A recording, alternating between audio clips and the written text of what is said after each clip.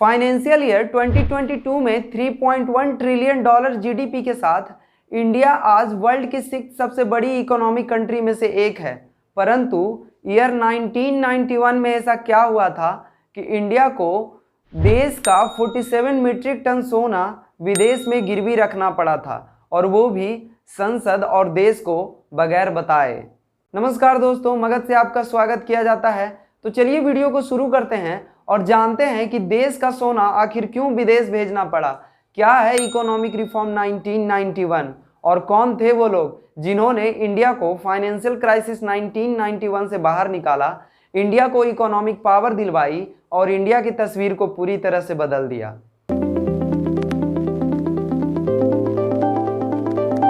इसे समझने के लिए हम आज़ादी के वक्त से बात करते हैं। 15 अगस्त 1947 जब इंडिया को आज़ादी मिली और पंडित जवाहरलाल नेहरू देश के प्राइम मिनिस्टर बने, उस वक्त इंडियन इकोनॉमी पूरी तरह से चौपट हो चुकी थी, क्योंकि अंग्रेजों ने इंडिया पर सिर्फ राज ही नहीं किया था, बल्कि राज करने के साथ साथ इंडिया को खूब लूटा भी था। ये कहना गलत नहीं होगा कि आज़ादी के वक्त देश में गरीबी सबसे ज़्यादा थी, क्योंकि अंग्रेजों ने इंडिया में इंडस्ट्रियलाइजेशन पर जोर नहीं दिया था। आज़ादी के बाद नेहरू सरकार का इकोनॉमिक पैटर्न एकदम सोवियत मॉडल की तरह कार्य कर रही थी। अगर हम बात करें 80s के, तो according to economist IG Patel, 80s में खास तौर पर 80s के लास्ट 5 ईयर में गवर्नमेंट ने ऐसे खर्च किए कि किसी को इंडियन इकोनॉमी की कोई चिंता ही नहीं थी। इन ईयर 1989 राजीव गांधी की सरकार खत्म होते होते इंडियन इकोनॉमी पूरी तरह से टूट चुकी थी।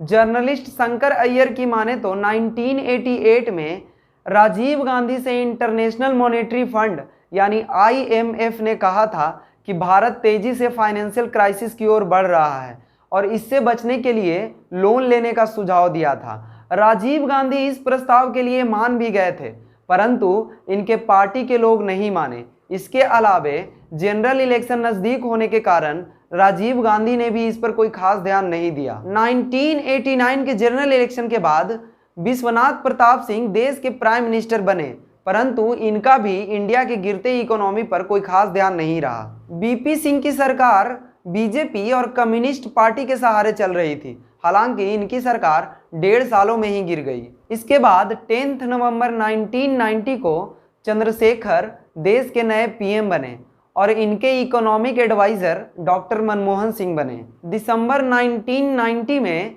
यशवंत सिन्हा जब देश के फाइनेंस मिनिस्टर बने, तो उस वक्त इंडिया में फॉरेन करेंसी घटकर केवल 2 अरब डॉलर रह गया था।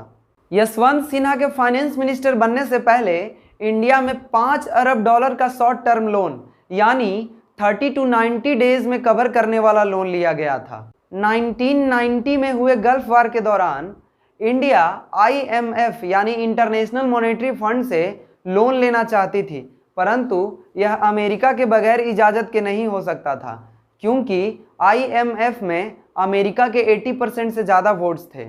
अमेरिका से बात करने के लिए इंडिया ने अपने कॉमर्स मिनिस्टर सुब्रमण्यम स्वामी को लगाया, परंतु अमेरिका ने इंडिया के सामने एक बड़ा शर्त रख दिया। गल्फ वार की वजह से अमेरिका इराक पर हमला करने की तैयारी में था और अमेरिका चाहता था कि वो अपने फाइटर प्लेन को फ्यूल भरने के लिए इंडिया में लैंड करवाए, और साथ में अमेरिका ने यह भी कहा था कि इसका जो भी खर्चा आएगा अमेरिका 3 से 4 गुना इंडिया को देगा। इंडिया के लिए यह शर्त मानना आसान नहीं था, क्योंकि उस वक्त इंडिया का झुकाव अरब देशों के तरफ ही था और यह शर्त मानने का मतलब था कि अमेरिका के इस युद्ध में सहयोगी बनना।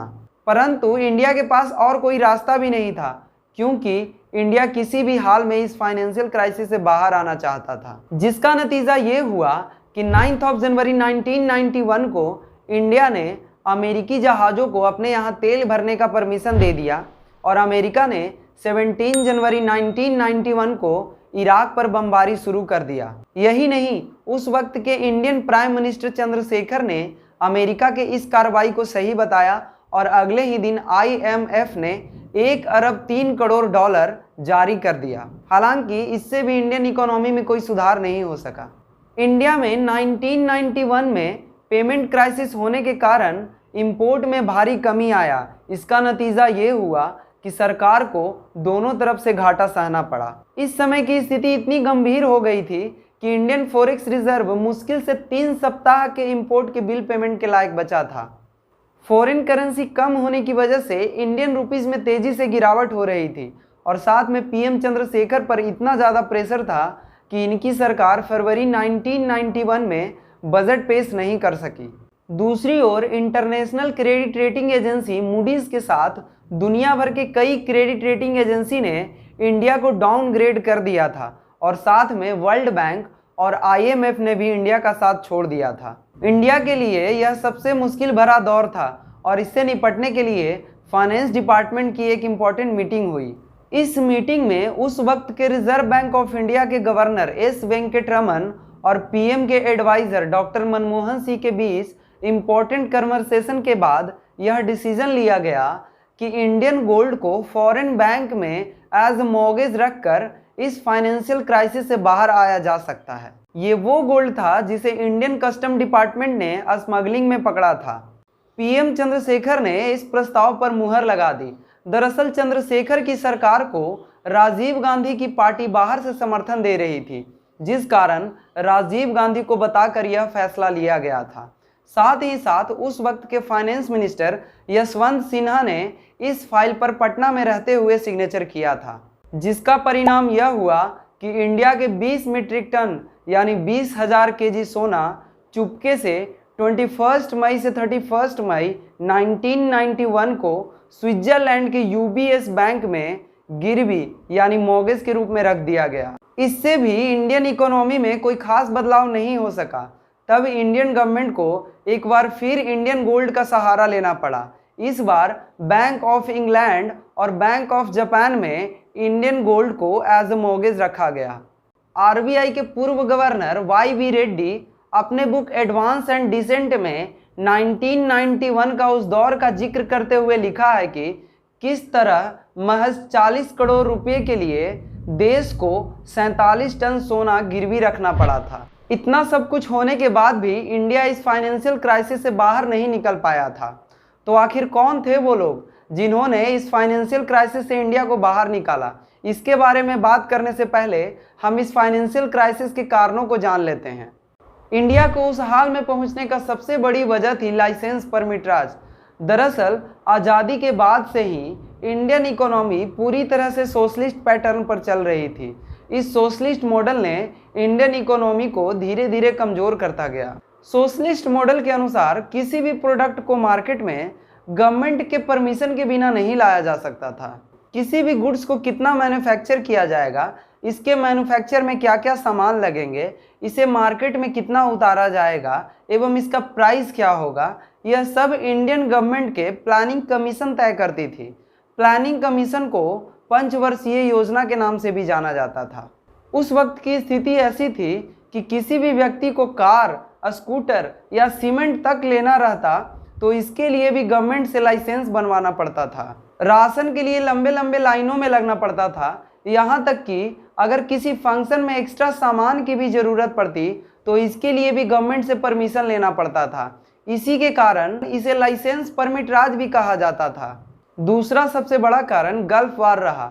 2 अक्टूबर 1990 को इराक के तानाशाह सद्दाम हुसैन ने जब कुवैत पर हमला किया तो गल्फ कंट्रीज में काम कर रहे इंडियन लेबर को इंडिया वापस बुलाना पड़ा, जिससे फॉरेन करेंसी इंडिया में आना बंद हो गया। दूसरी तरफ पेट्रोल और डीजल के दाम 3 गुना बढ़ गए थे, क्योंकि इराक का कुवैत पर कब्जा करने के कारण इंडिया को तेल के लिए 500 करोड़ की जगह 1200 करोड़ रुपए खर्च करने पड़ रहे थे।